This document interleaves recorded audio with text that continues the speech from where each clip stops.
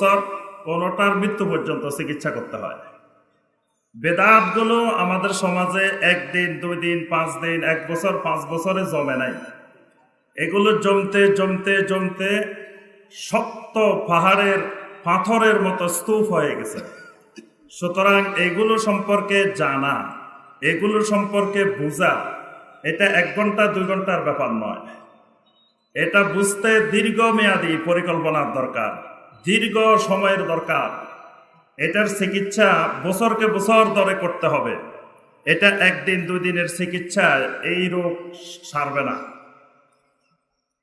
এই ব্যাপারে আমরা আলহামদুলিল্লাহ বিভিন্ন মাজলিসে, বিভিন্ন মাহফিলে আমরা বেদাতের বিভিন্ন দিক নিয়ে আলোচনা করে থাকি। আজকে বেদাতের উপরে আমরা যে আলোচনাটি করব, প্রথমে আমরা জানব যে বেদাতটা কি, বেদাত কাকে বলে, বেদাত কোনগুলো। দ্বিতীয়ত আমরা জানব যে এই বেদাত যদি করি আমাদের অসুবিধা কি, বেদাত করলাম ক্ষতি কি। বেদাত তো সুন্দর জিনিস, বেদাত তো হাসানা, তো অসুবিধা কি আমার, এই হাসানা কাজ করলেও কি ক্ষতি হয় নাকি। তৃতীয় বিষয় হলো বেদাতের ফ্যাক্টরিগুলো, বেদাতের কারখানাগুলো চিনতে হবে। বেদাত কোথা থেকে উৎপত্তি হয়, বেদাত কোথা থেকে প্রোডাকশন হয়, ওই জায়গাগুলো চিনে, ওই ফ্যাক্টরিগুলো চিনে রাখতে হবে। ওগুলোর সাথে সতর্ক থাকতে হবে যাতে ওখান থেকে বেদাত আর নতুন করে আমাদের মাঝে ছড়াইতে না পারে। এতদিন পর্যন্ত অসতর্কতা বশত হয়তো জীবাণু সংক্রমণ হয়ে গেছে, কিন্তু এখন থেকে খেয়াল রাখতে হবে যাতে আর বেদাতের জীবাণু আমাদের মধ্যে সংক্রমণ হইতে না পারে। আগেরগুলো আস্তে আস্তে পরিষ্কার করতে হবে, কিন্তু নতুন করে যাতে প্রোডাকশন না হয়, এই জন্য ফ্যাক্টরিগুলো চিনে রাখতে হবে। এই জন্য আজকে আমরা সংক্ষেপে 3টা বিষয় আলোচনা করব। প্রথম হলো বেদাত কাকে বলে, বেদাত কি। দ্বিতীয় হলো বেদাত করলে অসুবিধা কি। তৃতীয় হলো বেদাতের কারখানা, বেদাতের ফ্যাক্টরিগুলা কি কি। প্রথমে আসি আমরা বেদাত। বেদাত কি জিনিস? অনেক ওয়াজ মাহফিলে এখন আমাদের সম্মানিত ওলামায়ে কেরাম, সম্মানিত বক্তা ভাইয়েরা বেদাত নিয়ে ঠাট্টা বিদ্রূপ করে থাকেন। বলেন যে দাঁতওয়ালা আর দাঁত নাইওয়ালা। দাঁত থাকলে সেটা হলো বা দাঁত, আর দাঁত না থাকলে সেটা বেদাত। বেদাত মানে দাঁত নাইওয়ালা, বুড়া মানুষ। এটা বেদাত নিয়ে ঠাট্টা বিদ্রূপ করে, মানে মানুষকে বুঝাইতে চায় যে বেদাত আসলে কিচ্ছু না, বেদাত করলে তেমন কোনো অসুবিধা নাই, বেদাতে তেমন ক্ষতি হয় না, এজন্য বেদাত নিয়ে ঠাট্টা বিদ্রূপ করে। কিন্তু বেদাত ইসলামী শরীয়তে কোরআন সুন্নাহর আলোকে মারাত্মক একটি বড় রোগের নাম, বড় ব্যাধির নাম। এটা এত মারাত্মক ব্যাধি, কবিরা গুনার চাইতে বড় রোগ এটা। শিরকের চাইতে ছোট, কবিরা গুনার চাইতে বড়, মাঝখানে এই রোগটার অবস্থান। কখনো কখনো এই রোগ বৃদ্ধি পেয়ে এটা শিরকের উপরে চলে যায়। নর্মালি থাকে শিরকের নিচে, কবিরা গুনার উপরে, কিন্তু মাঝে মাঝে এটা যখন মাত্রা অতিরিক্ত চলে যায় তখন এটা একেবারে শিরকের উপরে অনেক সময় চলে যায়। অনেক সময় বেদাত কুফর পর্যন্ত পৌঁছে যায়, অনেক সময় বেদাত নেফাক পর্যন্ত পৌঁছে যায়। তাহলে বোঝা যায় যে বেদাত হাসি ঠাট্টার বিষয় না, বেদাত একটা মারাত্মক ঈমান নষ্ট করার, আমল নষ্ট করার মারাত্মক একটা ব্যাধির নাম, রোগের নাম হলো বেদাত। বেদাত বুঝতে হলে সুন্নত বুঝতে হয়। সুন্নতের বিপরীত খেলাফে সুন্নত হইলে তখন সেটা হয় বেদাত। তবে সাথে সাথে সুন্নতের খেলাফ হইলে সেটা বেদাত হয় না। আমরা যখন রাস্তায় দেখবেন আপনার যেখানে 3 রাস্তার মোড়, 4 রাস্তার মোড়, সেখানে কিছু বাতি দেওয়া থাকে। কয়টা বাতি থাকে বলেন তো দেখি? এই এলাকার মানুষ মনে হয় ট্রাফিক সিগন্যাল দেখে নাই। কি দেখছেন? কয়টা বাতি থাকে? তিনটা, একটার কালার কি লাল, আরেকটা হলুদ, আরেকটা মাশাআল্লাহ, তো সব জানে ওয়াজ। তাহলে এই তিনটা হলো সবুজ যেটা এটার নাম সুন্নত, হলুদ যেটা এটার নাম খেলাফে সুন্নত, আর লাল যেটা এটার নাম বেদাত। এই তিনটা থেকে আমরা সহজে শিখতে পারি বেদাত কি জিনিস। রাস্তা স্বাভাবিক গতিতে গাড়ি চলতেছে, এই স্বাভাবিক গতিতে চলার পারমিশন পাইলে তখন সবুজ বাতি জ্বলে, অর্থাৎ এটা সুন্নত, এটা ইবাদত হিসাবে চলতে পারে, এটা চলমান, এটাকে চালানো যাবে। মাঝে মাঝে একটু এদিক সেদিক হয়ে যায়, তখন এটা খেলাফে সুন্নত হয়ে যায়। বিভিন্ন কারণে সুন্নতের খেলাফ হইতে পারে, না জানার কারণেও হইতে পারে। আমি মাঝে মাঝে কোনো কোনো এলাকায় গেলে দেখি যে অনেক ভাই শুদ্ধভাবে বিশুদ্ধভাবে হাত বাঁধার জন্য এইভাবে হাত বান্ধি বসে থাকে, একেবারে এখান দিয়ে ধরে এইভাবে বসে থাকে। এই ভাইয়ের নিয়ত কিন্তু সহি, যে তিনি সহিভাবে সুন্নার আলোকে হাত বাঁধবেন, কিন্তু না জানার কারণে তিনি সুন্নার বিপরীত ধরে বসে আছে। আত্তাহিয়াতুর মধ্যে তাশাহুদের মধ্যে আঙ্গুল নাড়াচাড়া করতে হয়। মাঝে মাঝে কিছু কিছু বাইকে দেখি চারিদিকে ঘুরায়, আপনারা দেখছেন কিনা জানি না। এইটা হলো যখন দোয়া হবে তখন দোয়ার সময় উঠানামা করবে। শেখ মোহাম্মদ বিন সালেহ আল উসাইমিন রাহিমাহুল্লাহ বলছেন যে 8টি জায়গায় এটা উঠানামা করবে, বাকি জায়গায় এটা কিবলামুখী থাকবে। তো উঠানামা করলে এটা উপরে আর নিচে উঠানামা করবে, কিন্তু চারিদিকে তো ঘুরবে না। কিন্তু কোন কোন বাইকে দেখা যায় এইভাবে চারিদিকে ঘুরায়, এটা কিন্তু না জানার কারণে, ইচ্ছা করে ঘুরায় না, মানে সুন্নতটা সঠিকভাবে না জানার কারণে এইভাবে ঘুরাইতেছে। তখন এই ঘুরানোটা বেদাত হয় না, এটা হয় কি খেলাফে সুন্নত। এটা ওই যে হলুদ বাতি, এটা সিগন্যাল দিচ্ছে তোমার এটা ঠিক হয় নাই, তোমার এটা ঠিক করতে হবে। এখন পাশের একজন বলতেছে, ভাই নামাজের মধ্যে দেখলাম আপনি এমনি ঘুরাইতেছেন, আপনার এটা তো সুন্নতের খেলাফ হয়েছে, এটা সুন্নত হয় নাই। তখন আপনি যদি বলেন, ভাই আসলে আমি জানি না, আমি জানার চেষ্টা করতেছি, আমার শিখাই দেন একটু কেমনে জানতে হয়, আমার রাসূল কেমনে করতেন, আমার রাসূলের সাহাবীরা কেমনে করতেন, আমাকে একটু শিখাই দেন। এই বান্দা হেদায়েত পাবে, আবার সুন্নতের দিকে ফিরে আসবে। কিন্তু আপনি যখন বলছেন, ভাই আপনার এটা তো সুন্নত মতো হয় নাই, পায়রে মিয়া তুমি কি বুঝো, কয় বছর মাদ্রাসায় পড়ছো? আজকে 16 বছর মাদ্রাসায় পড়ি, বুখারি বুঝি না, মুসলিম বুঝি না, কিচ্ছু বুঝি না, আর তুমি 2 দিন বাংলা বুখারি পড়ি বুঝে গেছো, তুমি আমারে শিখাইতে আসছো? বাস এই কথা বলে উনি এটার উপরে টিকে আছে, উনি এটার ঘুরায় প্রতিদিন। এখন এটা আর খেলাফে সুন্নত নাই, এখন হয়ে গেছে কি বেদাত। এই জন্য ভুল ক্রমে কোনো ব্যক্তি যদি সুন্নতের বিপরীত কোনো আমল করে, সাথে সাথে এটাকে বেদাত বলা যাবে না। এটা সুন্নতের খেলাফ হয়েছে ভুলের কারণে, জাহালতের কারণে, না জানার কারণে।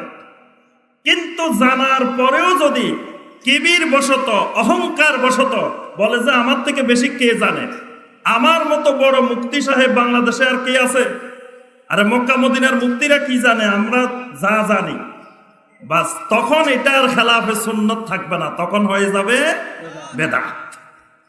এই জন্য সুন্নতের খেলাফ কখনো কোনো কিছু দেখলে সাথে সাথে বেদাত বলবেন না।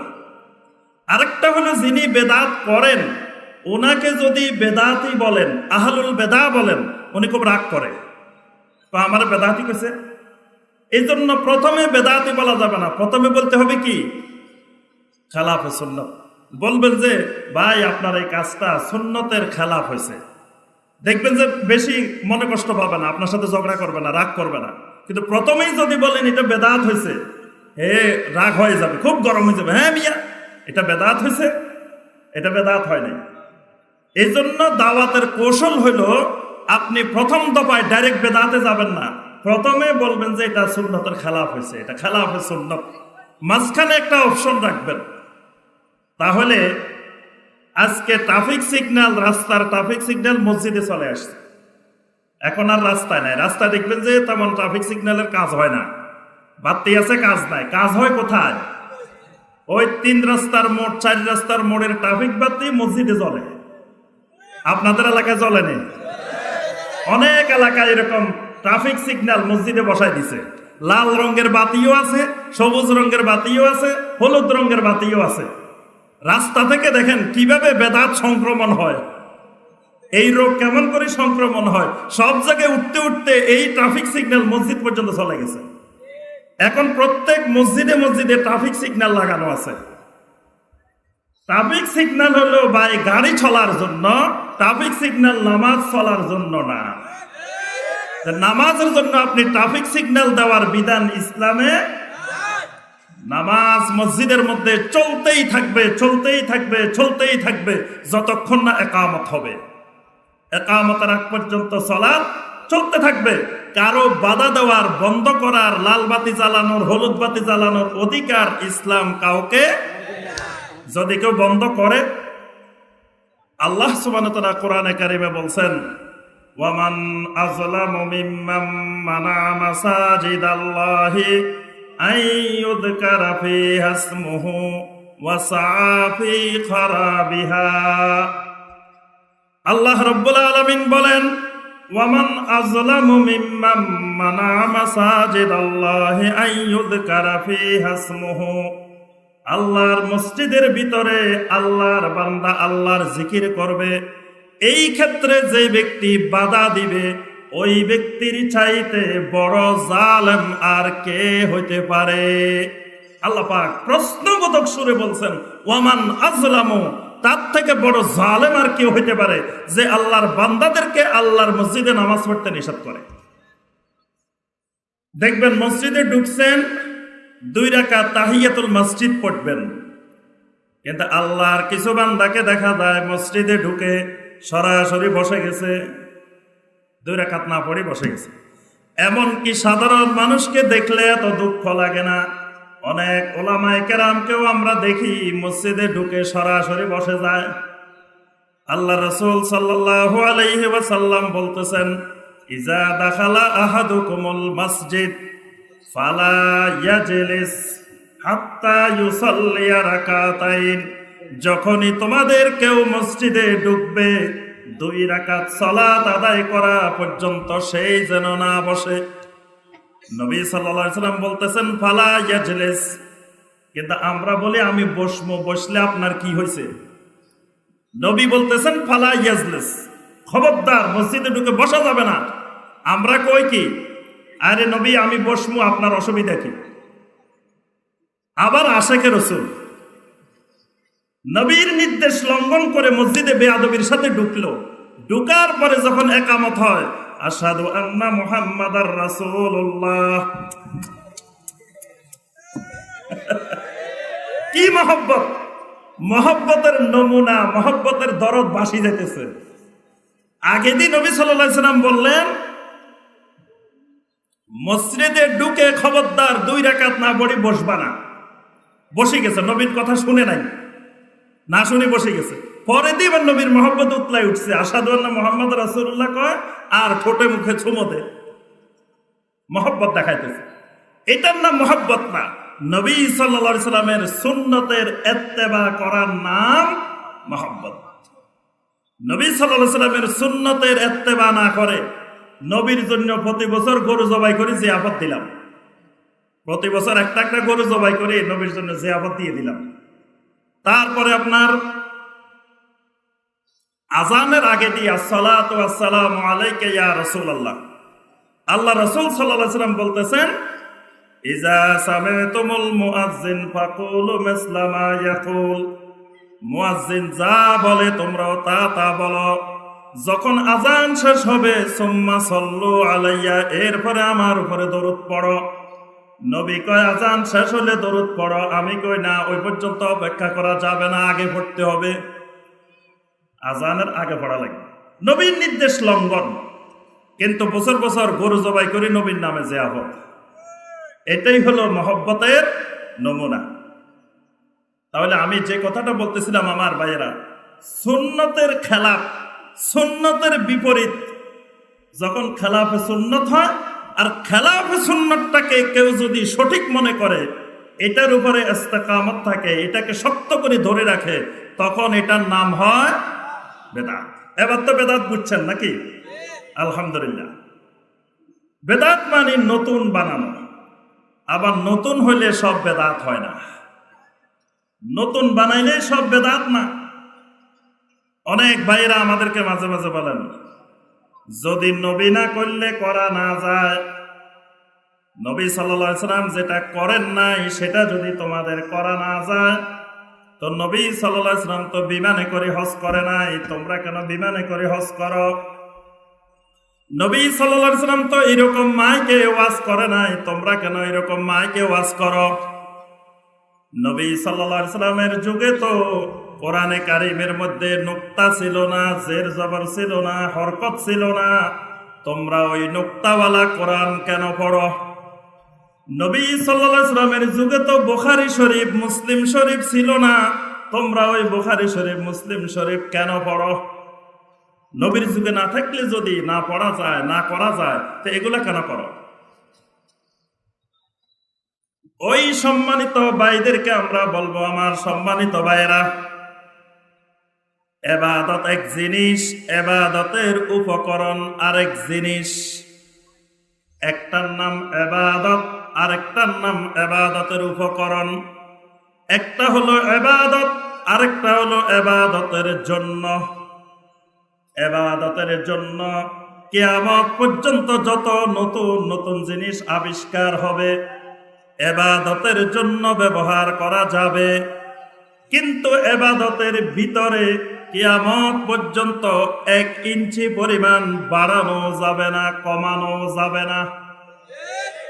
একটা ইবাদত আর একটা ইবাদতের উপকরণ, দুটো এক জিনিস না। এই মাইক হলো ইবাদতের উপকরণ।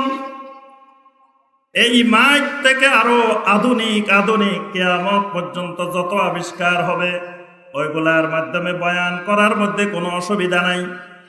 কিন্তু বয়ান করতে গিয়ে কোরআন সুন্নাহর বাহিরে কোনো মিথ্যা কথা বলা যাবে না। কোরআন সুন্নাহর বাহিরে কোনো হরিণীর কাহিনী 1 ঘন্টা শোনায় 1 লক্ষ টাকা নেওয়া যাবে না।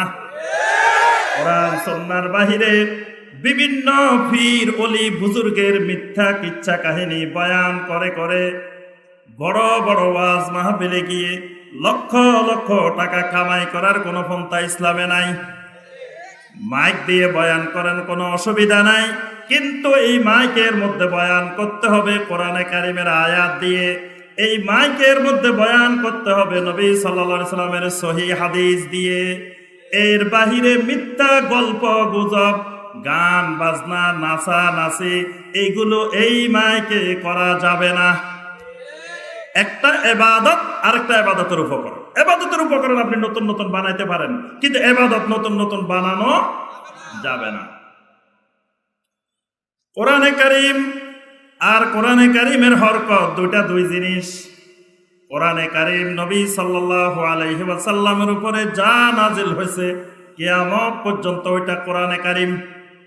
কিন্তু কোরআনে কারীম তেলাওয়াতের জন্য, কোরআনে কারীম বুঝার জন্য, কোরআনে কারীম জানার জন্য কোরআনে কারীমের জের জবর পেশ হরকত দেওয়া যাবে, কোরআনে কারীমের অনুবাদ লেখা যাবে, কোরআনে কারীমের তাফসীর লেখা যাবে কোরআনকে বুঝার জন্য।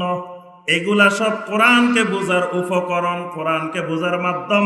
কিন্তু কোরআনে কারীমের আয়াতের মধ্যে কিয়ামত পর্যন্ত একটা বাড়ানো যাবে না, কমানো যাবে না। দুটা দুই জিনিস। বুখারী মুসলিম নবীর যুগে ছিল না। বুখারী মুসলিমের গাছ ছিল, বুখারী মুসলিম ছিল না, তখন কি ছিল? বুখারী মুসলিমের গাছ। বুখারী মুসলিমের গাছকে মুহাম্মদুর রাসূলুল্লাহ সাল্লাল্লাহু আলাইহি ওয়াসাল্লাম যেখানে গাছে ছিল সেখানে বুখারী মুসলিমের দরকার কি? বুখারী মুসলিম যেখান থেকে উৎপন্ন হয়েছে, যে গাছের থেকে বাহির হয়েছে, সেই গাছে তো তখন ছিল। তবে ওই গাছের থেকে যেটা বাহির হয়েছে ওইটার নামে কোনো মিথ্যা বর্ণনা করা যাবে না, জাল হাদিস বয়ান করা যাবে না। ওই গাছের থেকে যে হাদিস বাহির হয়েছে ওই হাদিসগুলোর সহিহ হাদিসগুলো বয়ান করতে হবে। এজন্য খেয়াল রাখতে হবে বেদাতটা হয় এবাদতের ভিতরে, এবাদতের উপকরণের ভিতরে নয়। এবাদতের উপকরণ আলাদা, এবাদত আলাদা। এক সময় মসজিদ ছিল কাঁচা মসজিদ, এক সময় মসজিদের মধ্যে ফ্যান ছিল না, মসজিদের মধ্যে এসি ছিল না, মসজিদের মধ্যে টাইলস ছিল না। ওই কাঁচা মসজিদে ও জুমার নামাজ পড়া হয়তো 2 রাকাত। এখন মসজিদে টাইলস হয়েছে, ফ্যান হয়েছে, এসি হয়েছে, অনেক কিছু হয়েছে। যদি বলি আগে কাঁচা মসজিদে জুমার নামাজ 2 রাকাত, এখন এসি মসজিদে 2 রাকাত পড়লে হবে না, এসি মসজিদে 4 রাকাত পড়া যাবে। কিয়ামত পর্যন্ত যত উন্নত মসজিদ হোক না কেন, জুমার নামাজ হবে 2 রাকাতেই। কারণ জুমার নামাজ হলো ইবাদত, আর ওই এসি লাগানো, টাইলস লাগানো, ফ্যান লাগানো এগুলা হলো ইবাদতের উপকরণ, ইবাদতের জন্য। ইবাদতের উপকরণের মধ্যে কোনো সুন্নত বেদাত নাই। সুন্নত বেদাতের সম্পর্ক হলো ইবাদতের ভিতরে। এটা আজকে আমাদের সমাজে অনেক বড় বড় আলেমও বুঝে না। ইবাদত এবং ইবাদতের উপকরণ দুটাকে এক বানাই ফেলায়। কয় নবীর যুগে তো এটাও ছিল না, তো এটা করো কেন? নবীর যুগে ওইটা ছিল না, ওইটা করো কেন? তো ওইটা এক জিনিস, এটা এক জিনিস। ইবাদত এক জিনিস, ইবাদতের উপকরণ ভিন্ন জিনিস। তাহলে বেদাত হয় কিসের মধ্যে? ইবাদতের ভিতরে। এটা খেয়াল রাখতে হবে যে জিনিসটার ব্যাপারে আমি বেদাত বলতেছি এটা ইবাদত কিনা। যদি ইবাদত হয়, ইবাদতের ভিতরে সুন্নতার বেদাত, ইবাদতের বাহিরে, ইবাদতের উপকরণের মধ্যে সুন্নতার বেদাত নয়। এরপরে আসি আমরা বেদাত করলে অসুবিধা কি? বেদাত করলে অসুবিধা কি? বেদাত তো ভালো জিনিস, বেদাত খারাপ জিনিস? কথা বলে না। বেদাত বাহ্যিকভাবে দেখতে অনেক সুন্দর, বাহ্যিকভাবে দেখতে খুব ভালো, কিন্তু এই সুন্দরের ভিতরে মারাত্মক বিষ মিশ্রিত আছে। এটা মারাত্মক বিষাক্ত, কিন্তু বিষটা দেখতে সুন্দর। অনেক সময় বিষ থাকে তিতা, বিষটা দেখতে কালো, কিন্তু বেদাতের বিষটা হলো দেখতে খুব সুন্দর, চকচক করে বেদাতের বিষটা। এটা হলো আগাছা। আগাছা দেখবেন মূল ফসলের চাইতে শক্তিশালী থাকে, মূল ফসলের চাইতে চকচকে থাকে। মূল ফসলের উপরে সার দিতে হয় না, পানি দিতে হয় না, কিছুই দিতে হয় না।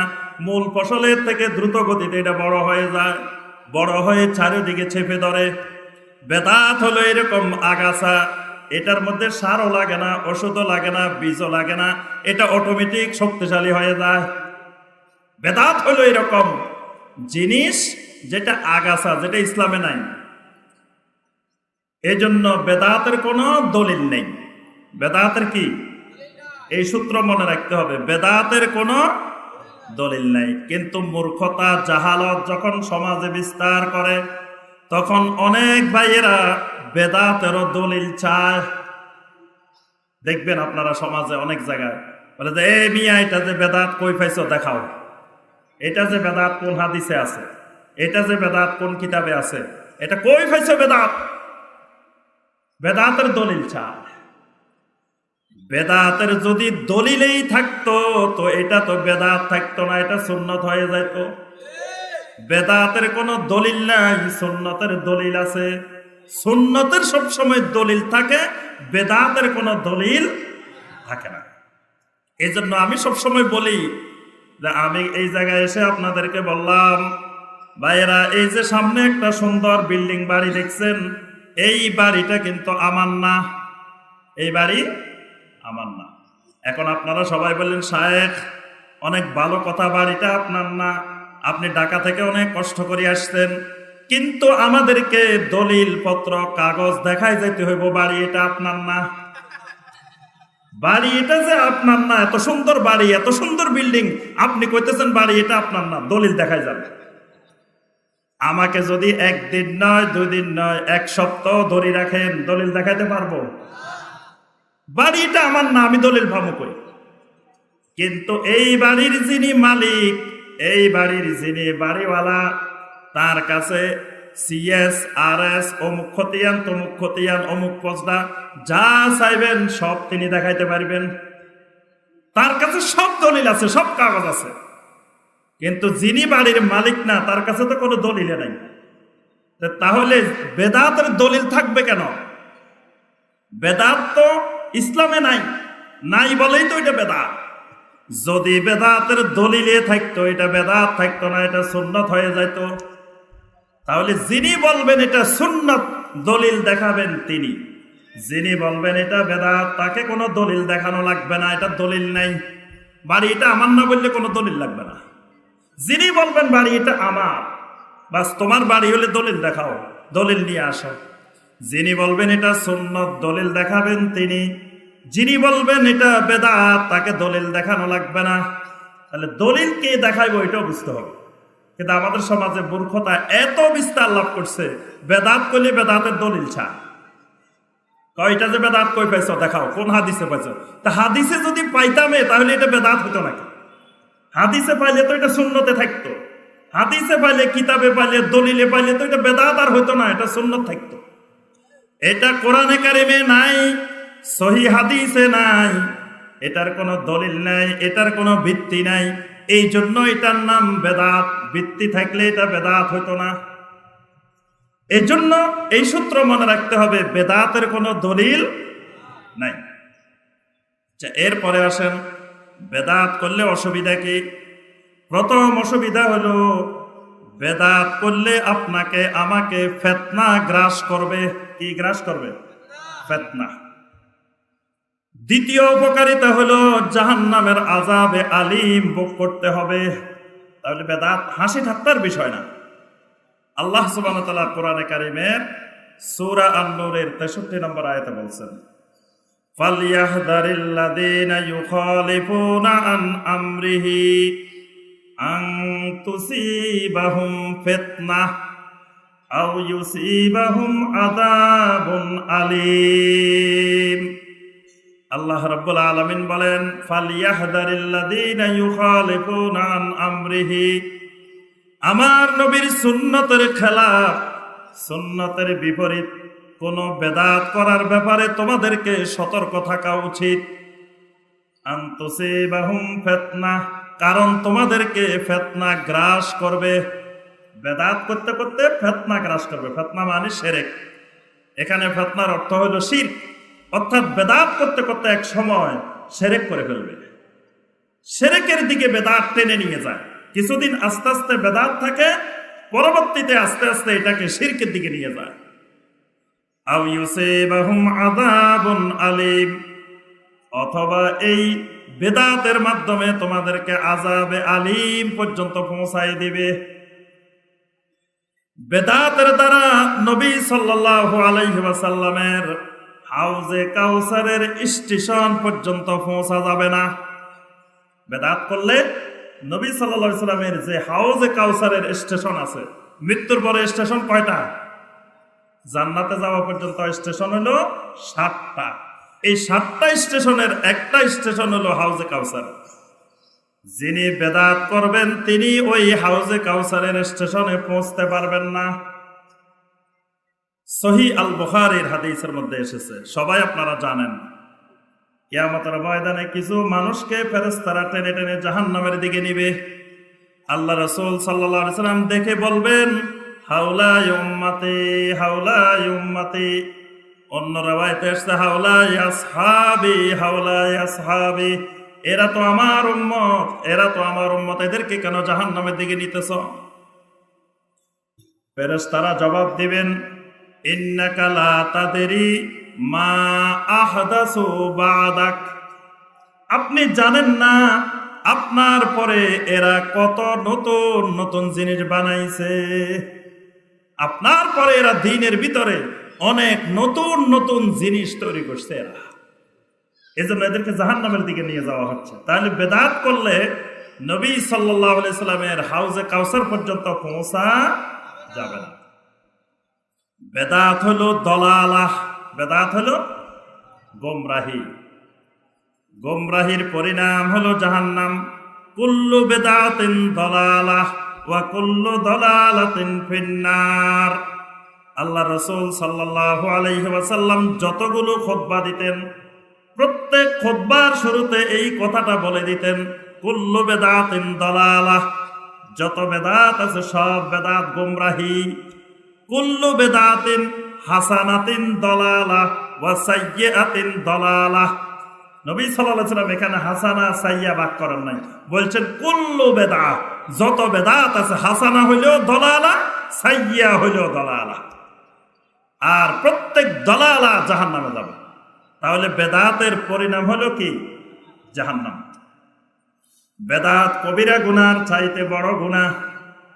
সুফিয়ান সাউরি রাহিমাহুল্লাহ বলেন, বেদাত ইবলিসের কাছে কবিরা গুনার চাইতে বেশি প্রিয়। ইবলিস একজনের এক সুরতে ধোঁকা দেয়, কাউকে মদ পান করায় ধোঁকা দেয়, কাউকে জানা করায় ধোঁকা দেয়, বিভিন্ন জনকে বিভিন্ন স্টাইলে ধোঁকা দেয়।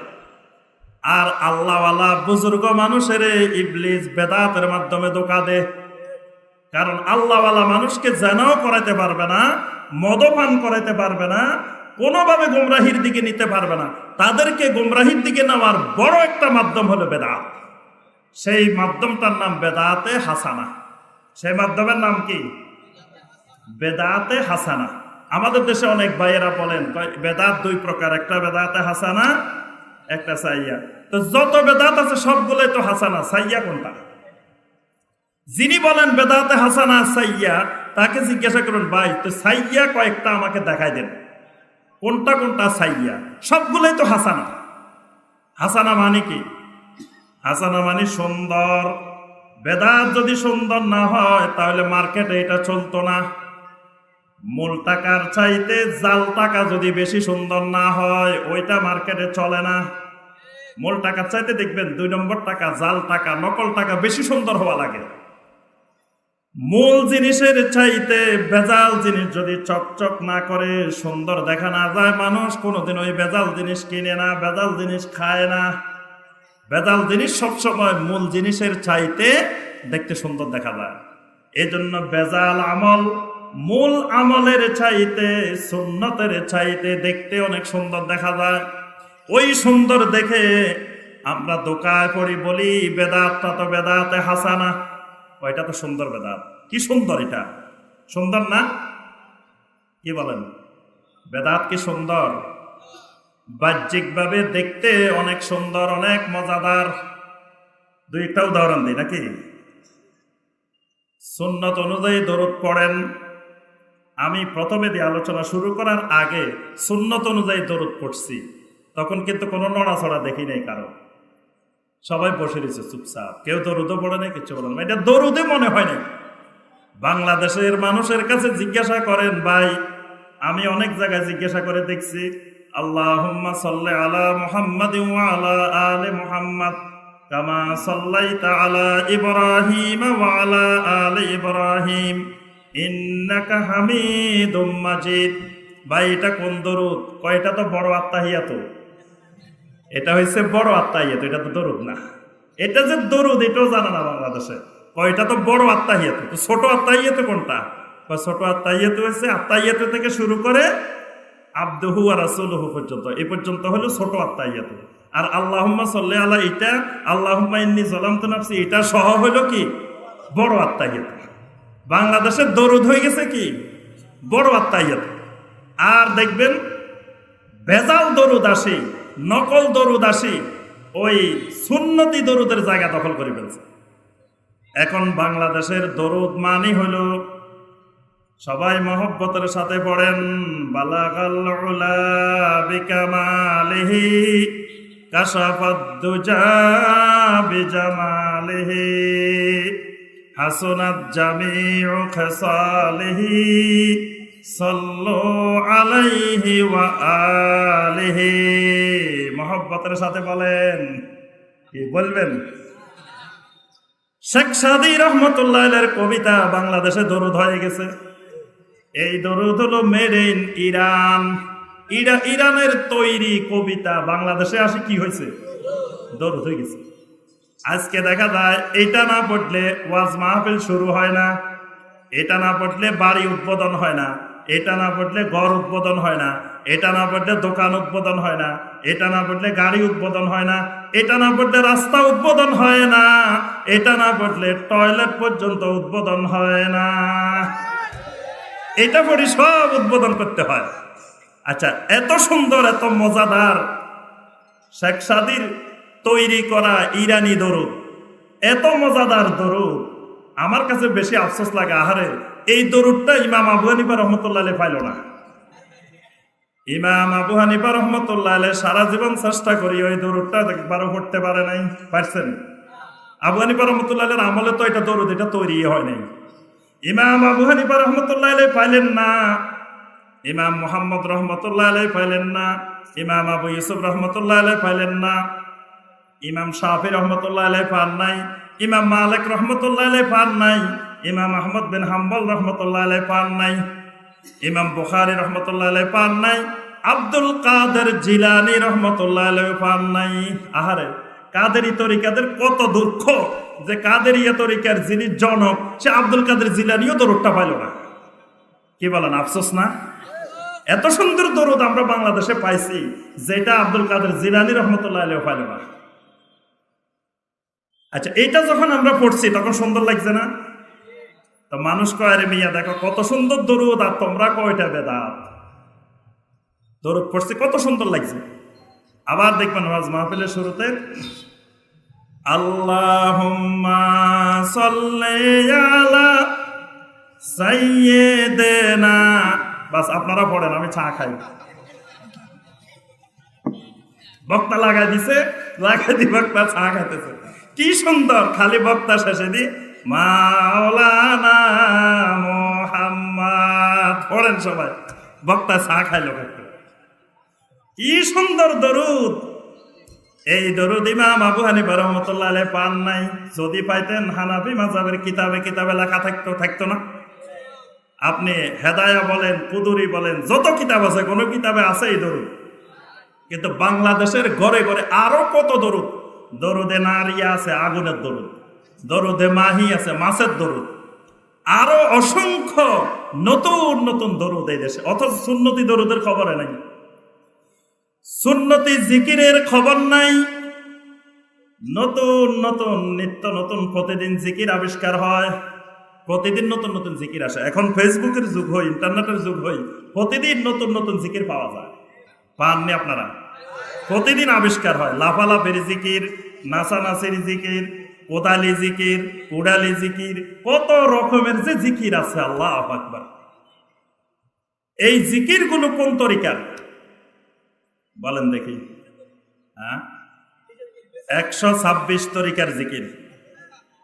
অথচ সাহাবায়ে কেরাম রাদিয়াল্লাহু তাআলা আলাইহিম আজমাইন তারা আল্লাহর ওলি ছিলেন কিনা?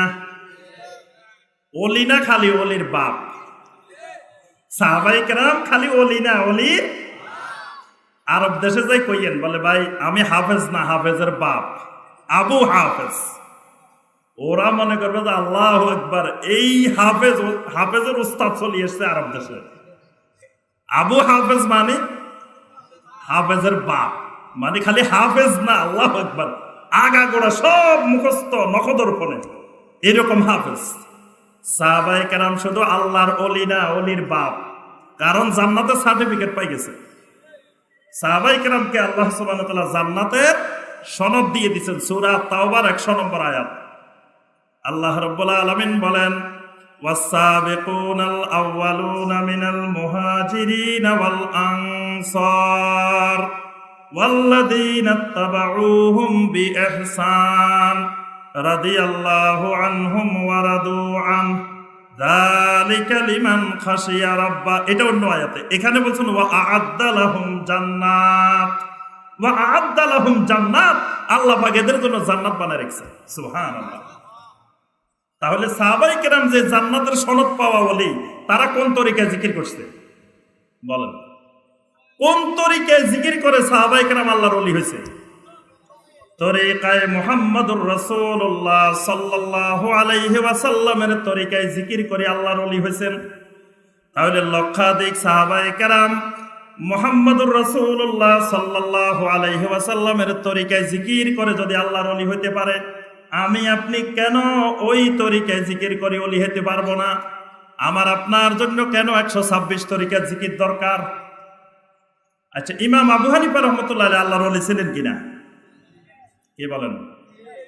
ইমাম আবু হানিফা রহমতুল্লাহ আলাইহি কোন তরিকার জিকির করে ওলি হয়েছে বলেন? তরিকায়ে মুহাম্মদুর রাসূলুল্লাহ সাল্লাল্লাহু আলাইহি ওয়াসাল্লামের জিকির করছেন। ইমাম আবু হানিফা রহমতুল্লাহ আলাইহির যুগে চিশতিয়া তরিকার জিকির ছিল না। ইমাম আবু হানিফা রহমতুল্লাহ আলাইহির যুগে নকশবন্দিয়ার জিকির ছিল না।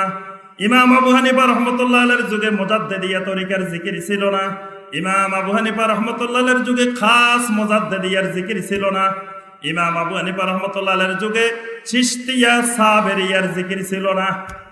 তাহলে ইমাম আবু হানিফা রহমতুল্লাহ আলাইহি এসব তরিকার জিকির ছাড়াও আল্লাহকে পাইছেন না? তাহলে আমি আপনি পাবো না কেন? আমার আপনার সমস্যাটা কি?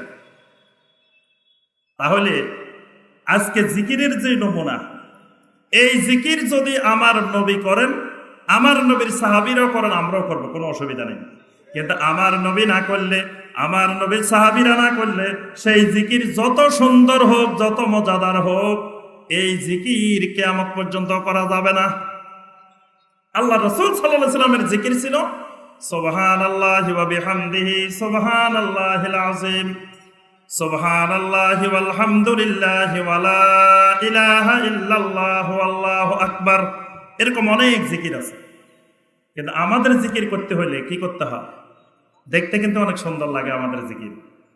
আমাদের জিকির করতে হলে অন্তরকে কি করতে হয়? প্রথমে অন্তরের দিকে লক্ষ্য করতে হয়, চক্ষু বন্ধ করতে হয়, লাইট বন্ধ করতে হয়, নারী পুরুষ একাকার হয়ে যেতে হয়, তারপরে জিকির শুরু হয়। দিলের পর্দা ভালো করে লাগাই রাখো, বাইরের পর্দা সব তুলে দাও।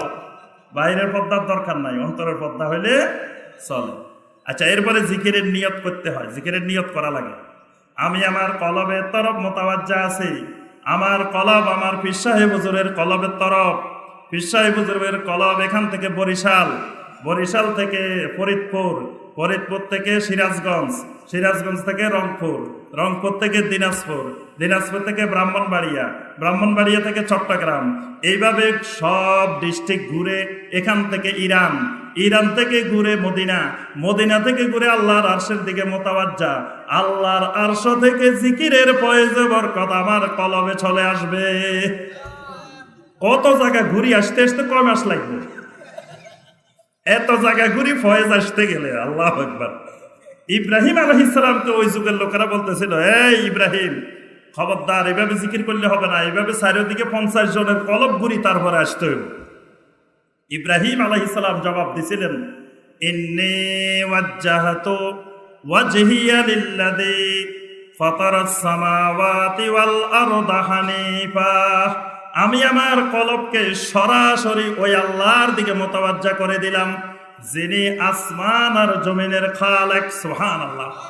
আমি এত দিকে ফিরাইতে পারবো না, আমি ডাইরেক্ট আল্লাহর দিকে।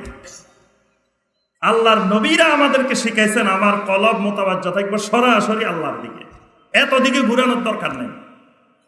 কিন্তু বেদাতি জিকির যখন করবেন দেখতে অনেক সুন্দর লাগে, সুন্দর লাগে না? চোখ বন্ধ করে লা বলে টান দিবেন, ইলাহা বলে এদিকে আনবেন, ইল্লাল্লাহ বলে কলমের মধ্যে ধাক্কা দিবেন। ধাক্কার লগে একেবারে গুনাহ সব পরিষ্কার। মানে সাবান দিয়েও তো পরিষ্কার হয় না, ধাক্কার লগে যে পরিষ্কার। কিভাবে করতে হয়? লা ইলাহা ইল্লাল্লাহ, এমন ধাক্কা, বাস কলব পরিষ্কার হয়ে গেছে। এখন আপনার লা ইলাহা ইল্লাল্লাহ জিকির কদিন করতে করতে আস্তে আস্তে কি হয়? প্রমোশন হয়। প্রমোশন হয়, আপনি আবার শরীয়ত থেকে চলে গেছেন কোথায়? মারেফতে। মারেফতে গেছেন, জিকির অর্ধেক হয়ে গেছে। মারেফতে গেলে এবার প্রমোশন হয়েছে, জিকির কমে যাবে। এবার হবে কি? ইল্লাল্লাহ ইল্লাল্লাহ ইল্লাল্লাহ, লা ইলাহা বাদ। কারণ আপনার প্রমোশন হয়েছে। এবার কদিন পরে আরেকবার প্রমোশন হয়ে গেছে, এবার উঠে গেছেন কোথায়? শরীয়ত। মারেফতের পরে তরিকতে উঠে গেছেন। এবার ইল্লাল্লাহর অর্ধেক করতে হবে, ইল্লা বাদ দিয়ে দিবেন। আল্লাহ আল্লাহ আল্লাহ আল্লাহ, এই কথা বলতে বলতে দৌড়ায় আসে আমার গলা ধরে ফেলবেন। দৌড়ায় মাইক লই দৌড় দিবেন, দৌড়ায় স্টেজে উঠে যাবেন, দৌড়ায় বাস ধরে উঠে যাবেন, তা একজন দৌড়ায় এদিকে যাবেন, একজন দৌড়ায় ওইদিকে যাবেন। মানে এখন প্রমোশন হয়েছে, এগুলা সব আল্লাহর পাগল, এগুলা সবগুলা এমদাদুল্লাহ মুহাজিরে মক্কির পাগল, এগুলা সব রশিদ আহমদ গঙ্গোহী রহমতুল্লাহের পাগল। এগুলা এমনি পাগল হয় না। আমি বলি আমার সম্মানিত ভাই, আমরা আপনাকে অনেক মহব্বত করি বলি, এরা যদি আল্লাহর পাগল হয়, এরা বাস ধরে উপরে উঠছে, হুজুরের গলা ধরছে, মাইক ধরছে, স্টেজে উঠছে, এরা কারেন্টের তার ধরে লটকিল না কেন? কি বলেন? কারেন্টের তার ধরে লটকার কথা না? আবার এরা তো মান্দার গাছও চিনার কথা না, অন্য গাছও চিনার কথা না, দৌড়াই গিয়ে মান্দার গাছে অত উঠে যাওয়ার কথা। এত সুন্দর গাছ কেমনে চিনে আল্লাহর পাগলে? আল্লাহর পাগলে এত সুন্দর বাস, এত সুন্দর গাছ কেমনে চিনে? আল্লাহর পাগল হলে তো মান্দার গাছে উঠে যাওয়ার কথা, আল্লাহর পাগল হলে তো কারেন্টের তার দড়িও ঝুলার কথা। স্টেজের মধ্যে তো কারেন্টের তারও আছে, কই কোন এক আল্লাহর পাগল কারেন্টের তার দড়ি ঝুলতে তো আমরা দেখি না। তাহলে বুঝা গেল আল্লাহর পাগল না, এগুলো অন্য পাগল। তাহলে এই তরিকার জিকির মুহাম্মদুর রাসূলুল্লাহ সাল্লাল্লাহু আলাইহি ওয়াসাল্লাম করছেন কিনা? একজন সাহাবী একটা জাল হাদিস দেখান, সহিহ হাদিস দরকার নাই, যে নবী সাল্লাল্লাহু আলাইহি ওয়াসাল্লামের সাথে জিকির করতে করতে নবী সাল্লাল্লাহু আলাইহি ওয়াসাল্লামের গলা ধরে লটকিছে। দেখছেন? নবী সাল্লাল্লাহু আলাইহি ওয়াসাল্লামের পাগড়ি লই টান দিছে একজন আসি, এরকম ঘটনা ঘটছে। নবী সাল্লাল্লাহু আলাইহি ওয়াসাল্লাম কথা বলতেছেন, নবী সাল্লাল্লাহু আলাইহি ওয়াসাল্লামের কোলে উঠে বসে রয়েছে, দেখছেন? তারপরে খেজুর গাছের উপরে উঠি এক সাহাবী বসে রয়েছে জিকির করতে করতে, দেখছেন? কোন জাল হাদিস নাই। তাহলে বোঝা গেল আল্লাহর রাসূল সাল্লাল্লাহু আলাইহি ওয়াসাল্লামের ইবাদতের সাথে জিকরুল্লাহর সাথে আমাদের জিকরুল্লাহ মিলে নাই, না মিললে আল্লাহ পাক কবুল করবে না।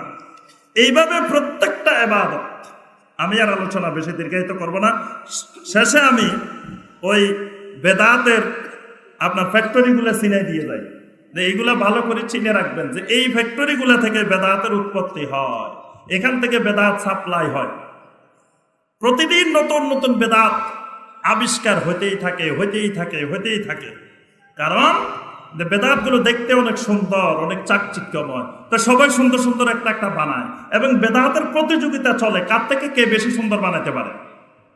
এক জিকিরে, এক মাহফিলে এক বক্তা নাচি নাচি জিকির করছে, আরেক বক্তা কয়, রে মিয়া আমি তার থেকে কম নাচতে পারি নাকি?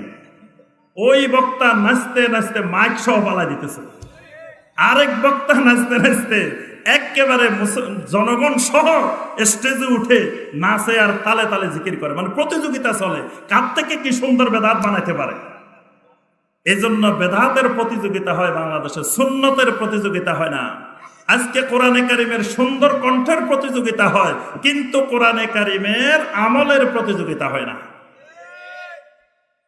কোরআনে কারিম সুন্দর কণ্ঠে, সুমধুর কণ্ঠে তালাওয়াতের প্রতিযোগিতা হয়, কিন্তু তালাওয়াতের চাইতে জরুরি কোরআনে কারিমের আমল।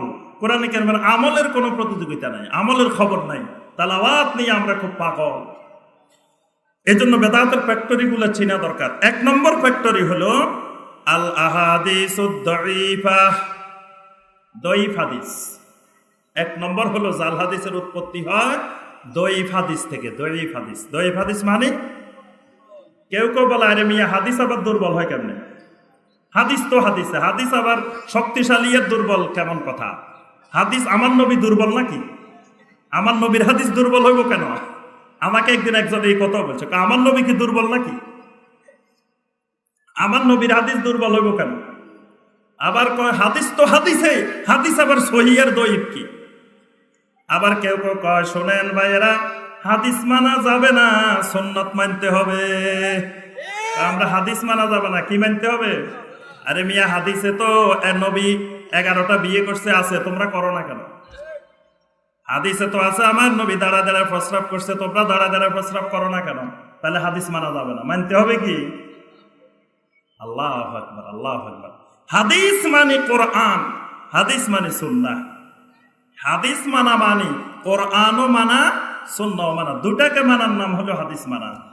আর হাদিসে আমরা সব হাদিস মানি, কিন্তু সব হাদিস আমল করি না। আমলের সময় যাচাই বাছাই করে আমল করি, কিন্তু সব সহিহ হাদিসকে আমরা মানি, আমরা অস্বীকার করি না। মানা মানে আমল করা না।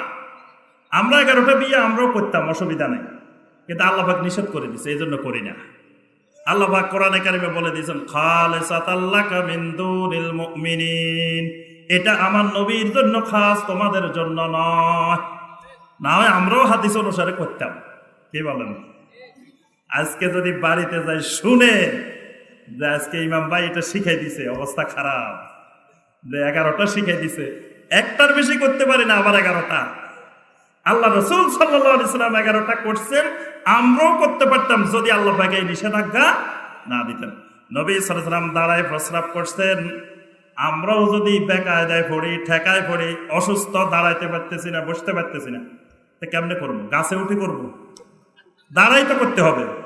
বসতে পারতেছি না আমার অসুস্থতার কারণে, অথবা এমন জায়গায় বসার কোনো জায়গা নাই, এমন জায়গায় গেছেন প্রস্রাব করার বসার জায়গা নেই, তা আপনি কি করবেন? ওখানে পায়জামার ভিতরে প্রস্রাব করে দিবেন? দাঁড়াই তো করতে হবে। তাহলে আল্লাহ রাসূল সাল্লাল্লাহু আলাইহি সাল্লাম এটাও আমাদেরকে শিখাইছেন যে যখন এরকম অপারগ হইবা তখন কেমনে প্রস্রাব করবা। সুবহানাল্লাহ।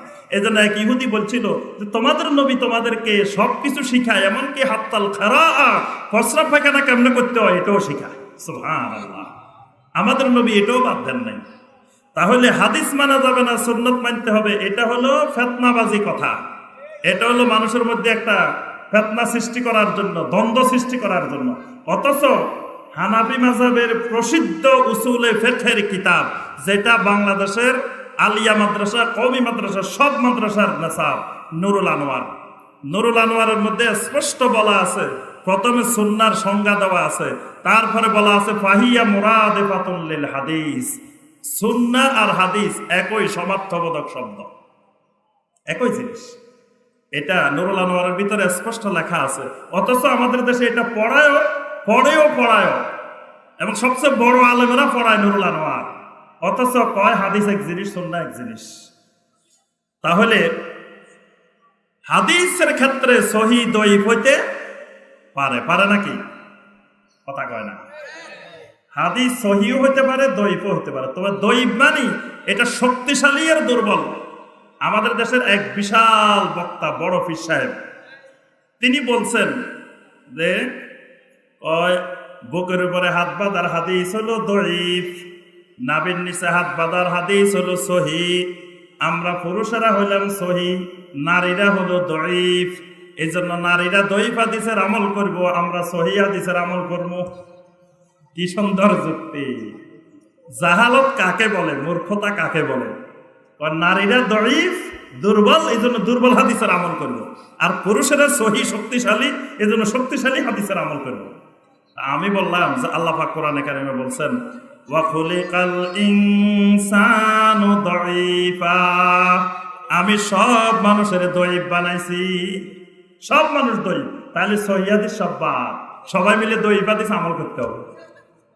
আরেকজন বাংলাদেশের সবচেয়ে বড় আলেম, উনি বলে ও আহলে হাদিসেরা, তোমরা খালি সহিহ হাদিসের আমল করো, আমরা সহিহ হাদিসের আমল করি, দঈফ হাদিসেরও করি, সব হাদিস মানি, আমরা তো তোমাদের থেকে আরো বড় আহলে হাদিস।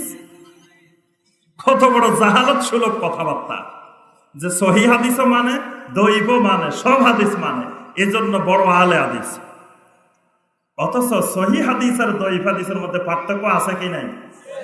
দঈফ হাদিস যেটা, এটা নিশ্চিত নয় এটা আমার নবীর হাদিস কিনা, সন্দেহ আছে।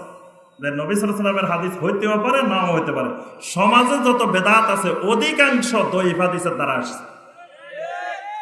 শবে বরাতের রাত্রে গোসল করছেন কে কে? ওরে আল্লাহ, দেখেন হাজার হাজার ভাই আছে। শীতকালে প্রচন্ড শীত, কনকনে শীত, তাও যায় মাগরিবের পরে লাফ মারি এই শীতের মধ্যে গোসল করছে। সবে কদরের রাত্রে এই শীতের মধ্যে, কনকনে শীতের মধ্যে পানির মধ্যে নামে গোসল করছে। এই গোসল করার যে হাদিস দঈফ জেদ্দান, অত্যন্ত দুর্বল। দেখেন এই দঈফ হাদিসের কারণে এই বেদাত আসছে। এরকম লক্ষ্য করে দেখবেন অসংখ্য এরকম বেদাতি আমল আছে যেগুলো দঈফ হাদিসের কারণে আসছে। শবে বরাতের রাত্রে হালুয়া, রুটি, খাওয়া দাওয়া, ইবাদত, আমল, বন্দেগী যা আসছে সব সহিহ, কোন হাদিসের মাধ্যমে আসে নাই। আসছে কিসের মাধ্যমে? দঈফ হাদিসের মাধ্যমে। এই জন্য দঈফ হাদিসের উপরে নির্ভরশীল হইলে, দঈফ হাদিস ভিত্তিক আমল করা শুরু করলে সমাজে বিভিন্ন বেদাতের সংক্রমণ হয়, বেদাত উৎপত্তি হয়। অর্থাৎ দঈফ হাদিসগুলো বেদাতের একটা ফ্যাক্টরি। 2 নম্বর হলো আলা হাদিসুল মাওদুআ, জাল হাদিস। জাল হাদিস মানে বানানো হাদিস। হাদিস আবার জাল হয় কেমন? আমার নবী জাল নাকি? জাল হাদিস মানে এটা হাদিসেই না, এটা নবী সাল্লাল্লাহু আলাইহি ওয়াসাল্লামের নামে মিথ্যা কথা বলা হয়েছে যে এটা হাদিস না, কিন্তু নবী সাল্লাল্লাহু আলাইহি ওয়াসাল্লামের নামে মিথ্যা বলে চালাই দেওয়া হয়েছে। এটাকে মুহাদ্দিসিনে কেরাম নাম দিয়েছেন আলা হাদিস আল মাওদুআ, এটা জাল হাদিস। এই জাল হাদিস থেকে আপনার বেদাতের উৎপত্তি হয়। একজন বলতেছেন এবং অনেকেই বলেন আমাদের নবী সাল্লাল্লাহু আলাইহি সাল্লাম নূরের তৈরি।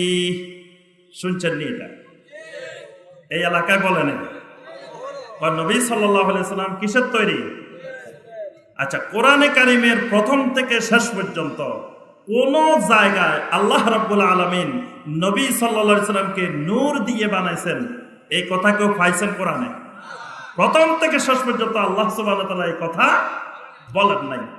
নবী সাল্লাল্লাহু আলাইহি সাল্লামের যতগুলো সহিহ হাদিস আছে, কোন একটা সহিহ হাদিসে, কোন একটা দঈফ হাদিসে এরকম আসে নাই যে নবী সাল্লাল্লাহু আলাইহি সাল্লাম নূরের তৈরি।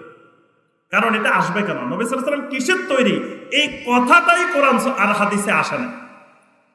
কারণ এটা তো আসার প্রশ্নই আসে না। কারণ নবী সাল্লাল্লাহু আলাইহি সাল্লাম মানুষ না জিন নাকি ফেরেশতা? তো মানুষ হলে মানুষ যে জিনিস থেকে তৈরি, নবী সাল্লাল্লাহু আলাইহি সাল্লাম সেই জিনিস থেকে, তা আল্লাহ পাক আলাদা করে বলবেন কেন? এটা তো বলার প্রশ্নই আসে না। এই জন্য আল্লাহ সুবহানাহু ওয়া তাআলা বলেন নাই। কিন্তু আমাদের দেশে কেউ কেউ বলেন নবী সাল্লাল্লাহু আলাইহি ওয়াসাল্লামকে যদি বলা হয় মাটির তৈরি, সম্মান কমে যায়। নবী সাল্লাল্লাহু আলাইহি সাল্লামের সম্মান বাড়াইতে হবে, তাহলে নবী সাল্লাল্লাহু আলাইহি সাল্লামকে নূরের তৈরি বানাইতে হবে, না হয় সম্মান কমে যাবে। ফাতেমা রাদিয়াল্লাহু তাআলা আনহা আমাদের বোন, কয় ফাতেমারে মা না বললে সম্মান কমে যায়, এই জন্য মা ফাতেমা বলতে হয়, সম্মান বাড়াইতে হয়। সম্মান মা ফাতেমা, মা ফাতেমা দেখবেন আমাদের দেশে মা ফাতেমার জারি আছে, মা ফাতেমার গজল আছে, এবং ওয়াজের ময়দানে অনেক বক্তারা মা ফাতেমার কাহিনী কয়। মা ফাতেমা, আমি একদিন জিজ্ঞাসা করলাম ভাই মা ফাতেমা কেন? ফাতেমা তো আমাদের বোন, নবী সাল্লাল্লাহু আলাইহি ওয়াসাল্লামের স্ত্রীরা আমাদের মা, ফাতেমা তো আমাদের মা না। কয় বোন বললে সম্মানটা কমে যায়, একটু মা বললে সম্মান বাড়ে। আমি বললাম আজকে বাড়িতে গিয়ে স্ত্রীকে ডাক দিবেন আম্মা কোথায় রে, তাহলে স্ত্রীর সম্মান বেড়ে যাবে। কারণ আপনি নামধরি ডাকলে, অমুকের মা ডাকলে সম্মান কমে যাবে। আপনি আম্মা বলে ডাক দিবেন, তাহলে সম্মানটা আরো অনেক গুণ বেড়ে যাবে। সম্মান বাড়ানো হচ্ছে। সম্মান এটা বাড়ানোর নাম নয়। আল্লাহ রাব্বুল আলামিন যাকে যে মর্যাদা দিয়েছেন ওই মর্যাদা রাখার নাম হলো সম্মান। তার থেকে বাড়াইলেও সম্মান কমে যায়, তার থেকে কমাইলেও সম্মান কমে যায়। এই জন্য আল্লাহ রাসূল সাল্লাল্লাহু আলাইহি ওয়াসাল্লাম বলেন ওয়াল্লাহি মা উহিব্বু আন তারফাউনি ফাওকা মানজিলাতি আল্লাতী আনসালানি আল্লাহু আযজা ওয়া জাল্লা। আমার আল্লাহ রাব্বুল আলামিন আমাকে যেই মর্যাদা দিয়েছেন, যে সম্মান দিয়েছেন, এই মর্যাদা থেকে কেউ আরো বাড়াই অনেক উপরে নিয়ে যাক, আল্লাহর কসম আমি নবী এটা পছন্দ করি না। আমি হলাম ইউনিভার্সিটির অ্যাসিস্ট্যান্ট প্রফেসর। এখন আপনারা সবাই কইলেন যে জাতীয় বিশ্ববিদ্যালয়ের মাননীয় ভাইস চ্যান্সেলর চলে আসছে, আমাকে একবারে অনেক উপরে তুলে দিয়েছেন। এটাকে আমার সম্মান বাড়াইছেন না কমাইছেন? সম্মান কমাই দিছেন, বাড়ান নাই। সম্মান বাড়াইতে গিয়ে আমাকে অপমান করলেন, আমাকে অপদস্থ করলেন। আমি যে পদমর্যাদার, আমাকে সেই পদমর্যাদা রাখার নাম হলো সম্মান। নবী সাল্লাল্লাহু আলাইহি ওয়াসাল্লামকে আল্লাহ রাব্বুল আলামিন যে মর্যাদা দিয়েছেন ওই মর্যাদায় রাখার নাম হলো সম্মান। ওই মর্যাদা থেকে বাড়াইতে বাড়াইতে আল্লাহ রাব্বুল আলামিন পর্যন্ত যদি পৌঁছায় দেন, সেটা সম্মান হবে না, সেটা অসম্মান হবে। এজন্য নবী সাল্লাল্লাহু আলাইহি সাল্লামকে সম্মান বাড়াইতে গিয়ে মাটির তৈরি বলা যাবে না, বলতে হবে কি নূরের তৈরি। আচ্ছা, ফেরেশতারা কিসের তৈরি? ফেরেশতাদের মর্যাদা আমাদের চাইতে বেশি না কম? আল্লাহ পাক কাদেরকে সাজদা করতে বলছেন? মানুষকে। ফেরেশতাদেরকে বলছেন উসজুদু লি আদম, আদমকে সাজদা করো। তাহলে সম্মান বেশি কার? এখন নবীর সম্মান বাড়াইতে গিয়ে, নিজের মন গড়া সম্মান বাড়াইতে গিয়ে নবী সাল্লাল্লাহু আলাইহি ওয়াসাল্লামের ফেরেশতা বানাই দিলাম। ফেরেশতা বানায় সম্মান আরো কমায় দিছে। কারণ আল্লাহ পাক নবী সাল্লাল্লাহু আলাইহি ওয়াসাল্লামকে ফেরেশতা বানান না, মানুষ বানাইছে। তাহলে এই যে নূরের তৈরি কথাটা আসলো কোথা থেকে? এটার সূত্রপাত, এটার ফ্যাক্টরি, এটার কারখানা হলো জাল হাদিস। আউয়ালু মা খালাকাল্লাহু নূরি, বাংলাদেশের বইয়ে বইয়ে লেখা আছে। এটা আল হাদিস। কোন আল হাদিস? এটা কি তিরমিজি না আবু দাউদ? বুখারী মুসলিমে তো সমস্যা, কারণ বুখারী মুসলিম এখন বাংলাদেশে যুবকদেরকে গোমরা বানায় ফেলতেছে। নাউজুবিল্লাহ। সবাই বুখারী মুসলিম পড়ে পড়ে আমল শুরু করে দিছে। এজন্য বুখারী মুসলিমের নাম নেওয়া যাবে না। তা আচ্ছা, বুখারী মুসলিমে নাই, তিরমিজিতে আছে, আবু দাউদে আছে, কোন হাদিসের গ্রন্থে আছে? দুনিয়ার কোন হাদিসের গ্রন্থে আউয়ালু মা খালাকাল্লাহু নূরি? কয়দিন আগে একজন ভাই লন্ডন থেকে এক হাদিস নিয়ে আসছেন, মুসান্নাফে আব্দুর রাজ্জাক। এনে দেখাচ্ছেন যে দেখেন বৈরুতের ছাপা, সেখানে এই হাদিসটা নাই, আউয়ালু মা খালাকাল্লাহু নূরা নাবিয়্যিকা মিন নূরিহি। দেখেন লন্ডনের ছাপা এটা আছে। আচ্ছা শোনেন, তা হাদিস ছাপাইব লন্ডনে না আরব দেশে? বৈরুতে আর কায়রো হাদিসের কিতাব ছাপাইব না লন্ডনে ছাপাইব? কি বলেন? ওই এটা অবস্থা এমন হয়েছে, অলিদের মিটিং হবে কোথায়? অলিদের মিটিং হওয়ার কথা মদিনায়, যদি মিটিং হয়। মদিনা না হয় মিটিং হয় কোথায়? আফ্রিকার জঙ্গলে। হাদিসের কিতাব ছাপাইব আপনার মক্কা মদিনা থেকে বা আরব দেশ থেকে। এখান থেকে যে হাদিসের কিতাব সেখানে এটা নাই, লন্ডন থেকে ছাপাই নিয়ে আসছে, কয় এখানে এই হাদিস আছে। অর্থাৎ এই জাল হাদিসের প্রভাবে দেখেন কোন জায়গায় আকীদা তৈরি হয়েছে। আচ্ছা, প্রথম বলছে যে নবী সাল্লাল্লাহু আলাইহি ওয়াসাল্লাম নূরের তৈরি, এখানে সীমাবদ্ধ না। নবী সাল্লাল্লাহু আলাইহি ওয়াসাল্লাম নূরের তৈরির পরে আরো দেখেন শিরকের দিকে কিভাবে গেছে। এবার নবী সাল্লাল্লাহু আলাইহি ওয়াসাল্লাম এক জায়গায় সীমাবদ্ধ থাকে না, নবী সাল্লাল্লাহু আলাইহি ওয়াসাল্লাম সব জায়গায় হাজির নাজির। এবার নবী সাল্লাল্লাহু আলাইহি ওয়াসাল্লাম খালি হাজির নাজির না, নবী সাল্লাল্লাহু আলাইহি ওয়াসাল্লাম আল্লাহর সূরতে দুনিয়াতে প্রকাশ পাইছে। নাউজুবিল্লাহ। কোন পর্যায়ে চলে গেছে? একটা থেকে একটা, একটা থেকে একটা, একটা থেকে একটা, একটার সাথে একটা লিঙ্ক আছে। এজন্য আমি আর আলোচনা বাড়াবো না। 2 নম্বর, জাল হাদিসগুলা হলো বেদাতের কারখানা। 3 নম্বর হলো আল আহাদিসুল্লাতী লা আসলা লাহা, এমন কিছু হাদিস আছে যেগুলোর কোনো ভিত্তি নাই, মানে যেগুলো জাল হাদিসও না। জাল হাদিস হইতে হইলো ন্যূনতম কিছু কোয়ালিটি লাগে, এইগুলার সেই কোয়ালিটিও নেই। এগুলা মানুষের মুখে মুখে থাকে, কোন জায়গায় কাগজে কলমে থাকে না। এগুলা মাঝে মাঝে সিনায় সিনায় থাকে। জিজ্ঞেস করলে ভাই এটা কই পাইছেন? কয় এটা সিনা সিনায় আছে। এই এলেম সব জায়গায় থাকে না, এটা সিনা বসিনা পাস করে, এই জন্য এটা দেখা যায় না। এই জন্য দেখবেন অনেক কিছু আছে, যেমন মুমিনের অন্তর, কালবুল মুমিনে আরশুল্লাহ, মুমিনের কলব আল্লাহর আরশ। এটা কোথায় আছে? এটা মুমিনের আল্লাহর ওলিদের সিনার মধ্যে আছে। এটা কোনো হাদিসের কিতাবে কোনো জায়গায় নাই, আছে কোথায়? সিনার মধ্যে। এই জাতীয় সিনার হাদিস এগুলো সব বেদাতের ফ্যাক্টরি, মানে এখান থেকে বেদাত আবিষ্কার হয়, সুন্দর সুন্দর আবিষ্কার করে।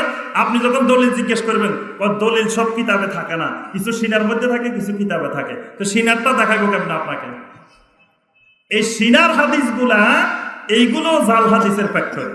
আবার জিজ্ঞেস করবেন ভাই এগুলা কেমনে পাইছেন? এটা কাশফের মাধ্যমে, এটা এলহামের মাধ্যমে, এটা এলকার মাধ্যমে, এইটা এইরকম বিভিন্ন মাধ্যমে পাইছে, এগুলো আর দেখানো যাবে না।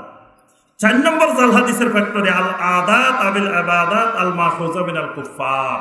কাফেরদের থেকে যে সকল ইবাদত অথবা আদাতগুলো, অভ্যাসগুলো, সামাজিক রীতিনীতিগুলো দাঁড় করে আনা হয় কুফারদের থেকে, এগুলোর মাধ্যমে বেদাত ছড়ানো হয়। 5 নম্বর হলো জাহেলেরা, মূর্খ লোকেরা, আম জনতা যেটাকে ইস্তেহসান মনে করে, ভালো মনে করে, এই ভালো মনে করে যে সামাজিক প্রথাগুলো তৈরি করে, এই প্রথাগুলো জাল হাদিসের ফ্যাক্টরি, বেদাতের ফ্যাক্টরি। এখান থেকে বেদাত তৈরি হয়। ভালো মনে করে করে জাহেলেরা অনেক কিছু বানায়। 6 নম্বর হলো দলিলবিহীন কোন ওলামায়ে কেরামের কথাকে নসের উপরে স্থান দেওয়া, মানে কোরআনের আয়াত এবং হাদিস থেকে বুজুর্গের কথাকে বেশি স্থান দেওয়া। যে যদি বলেন যে ভাই এটা তো কোরআনেও নাই হাদিসেও নাই, বা আমাদের হুজুর কি বুঝে না? আমাদের হুজুর এত বড় হুজুর হাকিমুল উম্মত, আমাদের হুজুর সেই এখানে বসে মক্কা শরীফের দরজা দিয়ে কি হাঁটতেছে এটাও দেখে। আমাদের হুজুর এখানে বসে আটলান্টিক মহাসাগরের তীরে কি আছে এটাও দেখে। আমাদের হুজুর এত কিছু দেখে, আমাদের হুজুর কি বুঝে না? এই কোরআনের নসের উপরে হুজুরকে প্রাধান্য দিলে, বুজুর্গকে প্রাধান্য দিলে বেদাত তৈরি হয় সমাজে। এই জন্য বুজুর্গ বলুক আর যেই বলুক দলিল দিয়ে বলতে হবে। দলিলবিহীন কোনো কথা, কোনো বুজুর্গের কথা, কোনো ওলামার কথা গ্রহণ করা যাবে না। সর্বশেষ যেটা, সেটা হলো আল গুলুব ফিল ইবাদাত। ইবাদতের মধ্যে গুলু করা, সীমা লঙ্ঘন করা। যেমন নবী সাল্লাল্লাহু আলাইহি ওয়াসাল্লাম ওযু শিখাইছেন, এখন আপনি বললেন যে না, মনে হয় ওযু এটা এইভাবে করলে হবে না, আরো কিছু দরকার আছে। কি দরকার আছে? নিয়ত করা লাগবে, নিয়ত না হলে কি ওযু হইব না। কেমনে? নাওয়াইতু আন আতাওয়াজ্জা লিরাফিল হাদাসি ওয়াস্তিবাহাতান লিসসালাতি ওয়া তাকাররুবান ইলাল্লাহি তাআলা। আপনারা যে আজকে এখানে সম্মেলনে আসছেন, নিয়ত করে আসছেন, কি কয় তো সওয়াব তো পাবেন না। নাওয়াইতু আন আযহাবা ইলাল মাহফিল ফি কসবা, কি বলেন? নিয়ত করা লাগবে না? তো নিয়ত বাদে চলে আসছেন, সওয়াব তো পাবেন না। ইন্নামাল আমালু বিন্নিয়াত, নিয়তের মাধ্যমে তো সওয়াব হয়। তো নিয়ত করেন নাই, সওয়াব পাবেন কেমনে? নিয়ত করি আসছেন, নিয়ত পড়ি আসেন নাই। নিয়ত পড়া লাগে না, নিয়ত করতে হয়। এখন একজন ওযু করতে বসে কয় ওরে আল্লাহ, নিয়ত যদি না হয় তাহলে তো হবে না। বাস এবার নিয়ত বানাইছে নাওয়াইতু আন আতাওয়াজ্জা লিরাফিল হাদাসি। আচ্ছা কয় এবার খালি নিয়ত হলে তো হবে না, ওযুর আগে একটা দোয়া লাগবে না? দোয়া বাদে কেমনে শুরু করি? বিসমিল্লাহিল আলিয়্যিল আযীম আলহামদুলিল্লাহি আলা দীনিল ইসলাম আল ইসলামু হাক্কুন ওয়াল কুফরু বাতিলুন আল ইসলামু নূরুন ওয়াল কুফরু যুলমাতুন। কি সুন্দর দোয়া বানাই ফেলছে। এই ইবাদতের ভিতরে গুলু, মানে সীমা লঙ্ঘন, নতুন নতুন ইবাদত বানানো। তারপরে হাত ধোয়ার দোয়া, মুখ ধোয়ার দোয়া, মাথা মাছের দোয়া, সবগুলোর দোয়া বানানো হয়ে গেছে। আল্লাহ রাসূল সাল্লাল্লাহু আলাইহি ওয়াসাল্লাম আযান শুরু করতেন আল্লাহু আকবার আল্লাহু আকবার দিয়ে। এখন কয় না কার উসিলায় সিন্নি খাইছো মোল্লা চিনলা না। আরে মিয়া, নবী না হলে আজান পাইতা নাকি? নবীর উপরে দরুদ না পড়ি আবার আজান শুরু করবা, এটা কেমন কথা? আগে দরুদ পড়ো, আসসালাতু ওয়াসসালামু আলাইকা ইয়া রাসূলুল্লাহ, আসসালাতু ওয়াসসালামু আলাইকা ইয়া হাবিবাল্লাহ, তারপর আজান দাও। গুলু, ইবাদতের ভিতরে গুলু মানে অতিরঞ্জন, সীমা লঙ্ঘন, অতিভক্তি। এটার মাধ্যমে বেদাতের আবিষ্কার, এগুলো বেদাতের ফ্যাক্টরি। যখনই নবী সাল্লাল্লাহু আলাইহি ওয়াসাল্লামের সুন্নতকে যথেষ্ট মনে করবে না, তার থেকে কিছু বাড়াইতে চাইবে, কমাইতে চাইবে বা ভুলও করতে চাইবে, তখন বেদাত তৈরি হয়। আল্লাহ সুবহানাহু ওয়া তাআলা আমাদের সবাইকে সমস্ত রকমের বেদাত থেকে, সকল বেদাতে হাসানা, সকল বেদাতে সাইয়্যা থেকে আল্লাহ আমাদেরকে হেফাজত করুন। সকল দলালা থেকে রাব্বুল আলামিন আমাদেরকে হেফাজত করুন। আমাদেরকে রাব্বুল আলামিন বেদাত মুক্ত সুন্নতি আমল করার তৌফিক দান করুন। শিরক মুক্ত তাওহীদি ঈমান আল্লাহ পাক আমাদেরকে নসিব করুন। আজকের এই ইসলামী সম্মেলনের শেষ পর্যন্ত যত সম্মানিত শায়েখেরা আলোচনা করবেন, আল্লাহ পাক যেন এমন সুন্দর সুন্দর কথাগুলো বের করে দেন যেগুলোর দ্বারা আমাদের হেদায়েতের জরিয়া হয়, হেদায়েতের উসিলা হয়, সেই তৌফিক রাব্বুল আলামিন দান করুন। আল্লাহ পাক আমাদের সবাইকে কবুল ও মঞ্জুর করে নিন। সুবহানাকাল্লাহুম্মা বিহামদিকা আশহাদু আল্লা ইলাহা ইল্লা আনতা আস্তাগফিরুকা ওয়া আতুবু ইলাইক।